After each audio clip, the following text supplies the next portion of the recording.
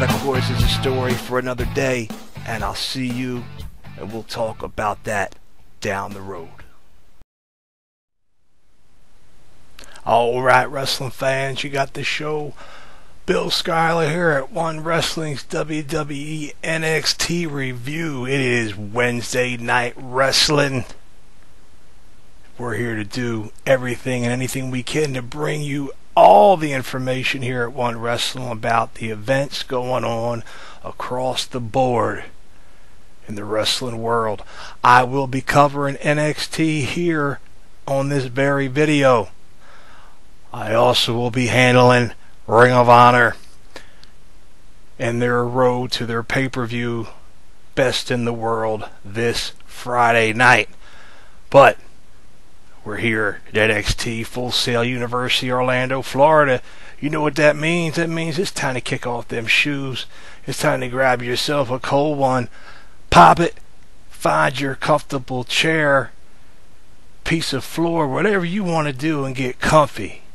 Because we're going to talk about wrestling this week and everything that's going on down there in Full Sail University. It has been a sad week in wrestling with the death of Dusty Rhodes. It is no secret that Dusty was a major part of the developmental program down in Full Sail University, and he was beloved by not just the older wrestlers and handlers who knew him personally for decades and years and worked with him in and out of the ring, but also these youngsters who were being brought up and trained by the Dream. They opened up with a fitting Dusty Rhodes tribute as best as you could do. I mean, Dusty Rhodes deserves to have 24 hours of nothing but Dusty Rhodes to give him an adequate tribute, in my opinion, which is pretty much, it's been a Dusty Rhodes week for myself. With that, when that was completed, we opened up with a tag team, well, let's call this a triple team event, mixed match. Enzo and Big Cass with Carmella going up against Alexa Bliss and her boys, the champions, Team Blam, Blake and Murphy. This was a multiple tag in and out match that erupted into a free-for-all.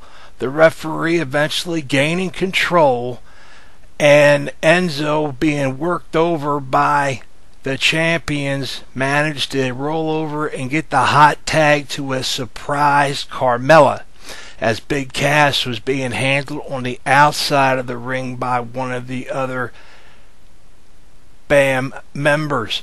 With that, Carmella got in. Once she was in, Alexa Bliss jumped in, and the girls went at it, except Miss Bliss did not seem to want to be handling too much of a fisticuff with Carmella, and was literally in the ring for seconds, and she quickly tagged out. Okay, bringing in Murphy, I believe it was, Big Cass. He came in, sidewalk slammed Murphy, and then with Air Enzo, he slammed him from the top of that tag from the turnbuckle onto Murphy for the win via pinfall, and that was the end of our opening match. Things not looking that great for the champions and their new girl, Alexa Bliss, but I expect to see a lot more. Alexa Bliss, I feel, is going to be something in this business. She just seems to have an it factor about her. And as much as some say that these are a generic team, Blake and Murphy I seem to like quite a bit, and they work very well in the ring. Enzo and Cass, of course, are over huge, and there's no doubt in my mind that come the next major super show that Enzo and Cass will win the tag team titles. At least that's my opinion. With that, then we had a short and sweet interview with Samoa Joe, and he basically just said that he was on a mission to take out Owens. He was there for the title. He was there for everything and everything at the action and all the stories he's heard about NXT that he had to be involved here. Then we had a great mini documentary, and it was part 1, so I'm not sure if it's a 2 or 3-parter, but it was on the life of Finn Balor, starting out with him as a small child, working his way up into his early days of wrestling, all the way into him actually sorting to break into New Japan at the end of that. But it also had showed that he opened a wrestling school around age 20, where Becky Lynch became one of his wrestlers at the school at the age of 15, lying about her age, saying that she was 17, saying that basically he saved her life from the direction she was going in. If I recall, there was talk she was involved with a bad crowd, and not to go into too many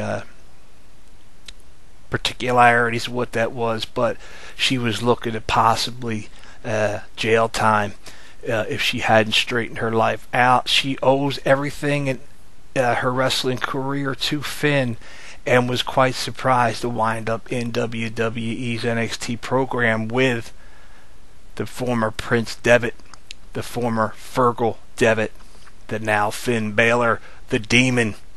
And it's worth checking out. If you have the network, they are playing it, and you can look it up and catch it on YouTube.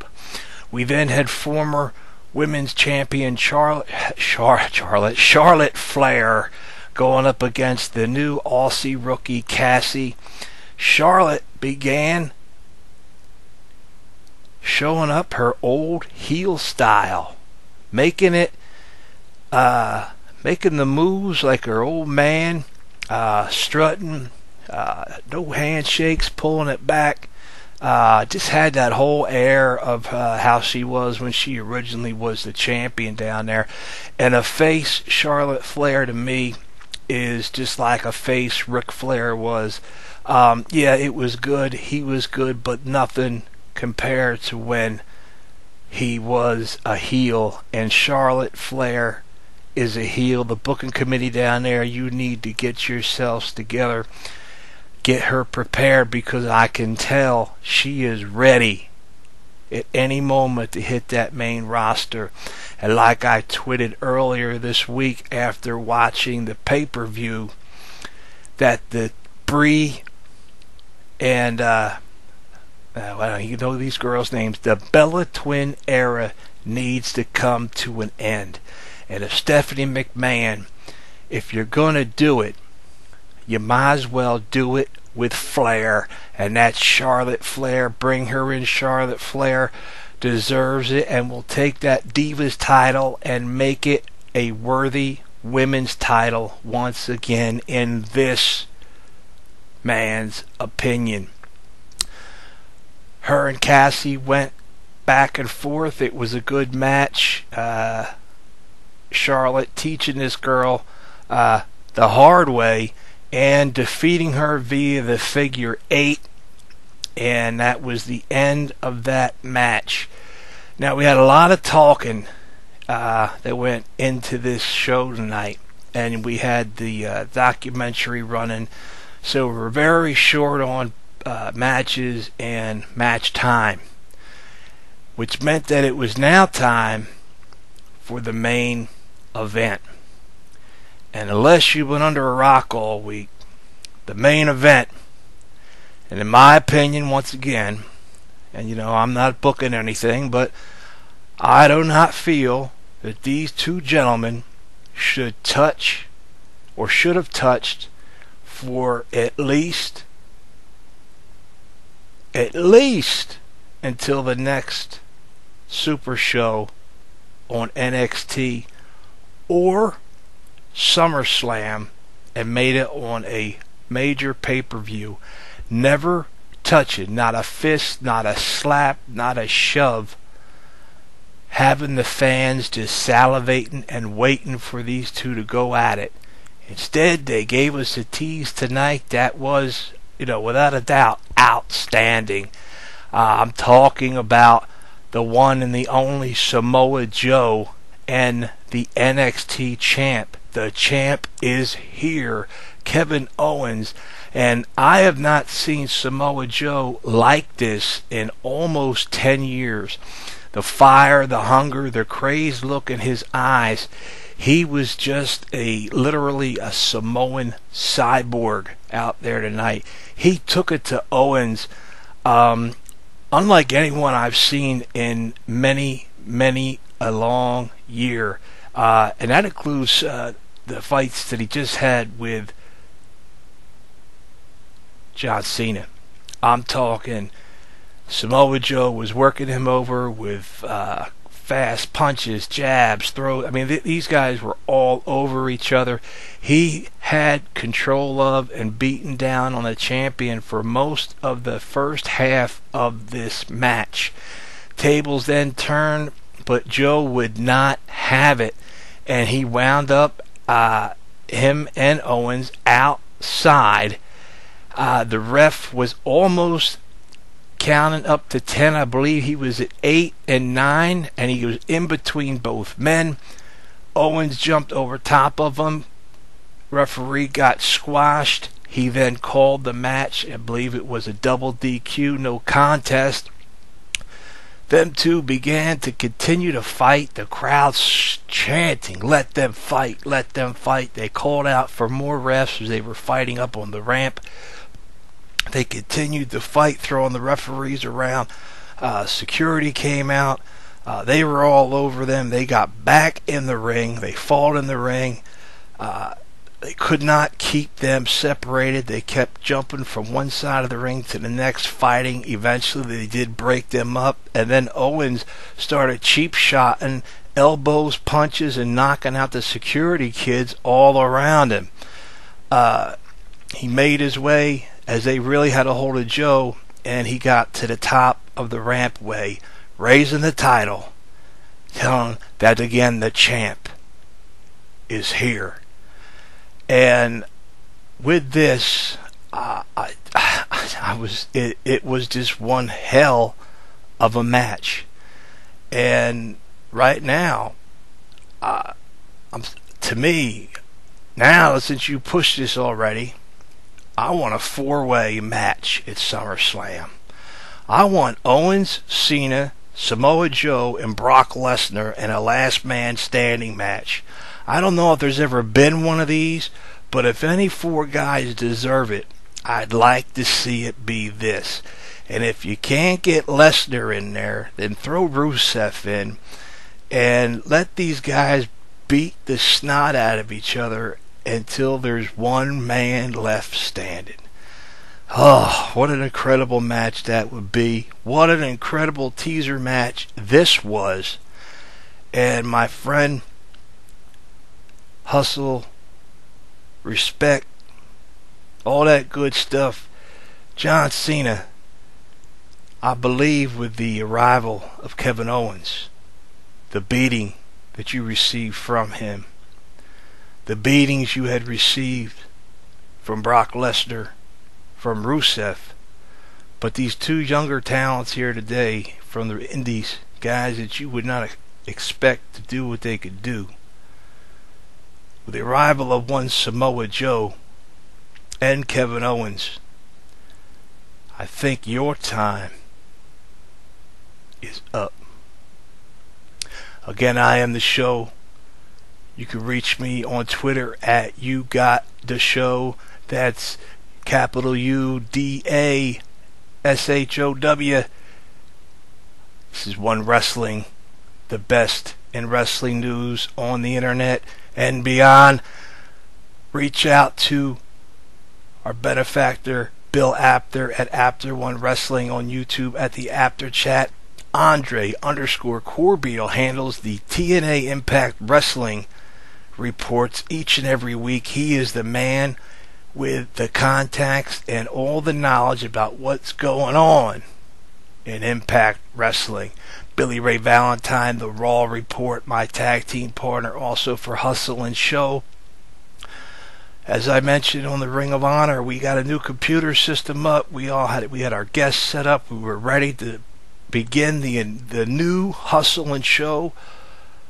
goes old school and the computer crashed on us and we were unable to do the recording. So I threw up an oldie but a goodie, episode 4 with myself and Ray, where we go over and discuss the Heyman Hustle DVD. We review that. We have a dream match for the main event. We talk about Flair for the gold. It's good times. It's entertaining. Check it out. It's up on my Twitter page. You can find all that on YouTube at One Wrestling. And with that, again, I would ask you, please hit the like button, hit the subscribe button, leave me some messages down below. It's like you guys are scared to hit the keyboard and write anything. Let me know if you liked it. Let me know if you hated it today. Let me know what you want to hear about, what you need to, you're missing. I haven't been able to really get into you for any information on new talent coming in from the indies that you don't already know, like I had done in the beginning, because now we're getting guys in that everybody does know. But with that, it's good to hear from you. I like to hear from you. Do me a favor, do yourself a favor, type that message in and let the show know what's going on. You could hit me on Twitter at any time, instant message me. I get back to everybody. I talk to you. I tweet back at you. I retweet your tweets. It's an open thing. I do this not as a job. This is entertainment for me. This is fun for me. I love pro wrestling. Pro wrestling is my greatest joy outside of my family, and I've been a wrestling fan since I was 4 or 5 years old. Going on 40 something years. Okay, I'm up there in age. I'm not as young as I might look. But with that, again, I'll see you down the road.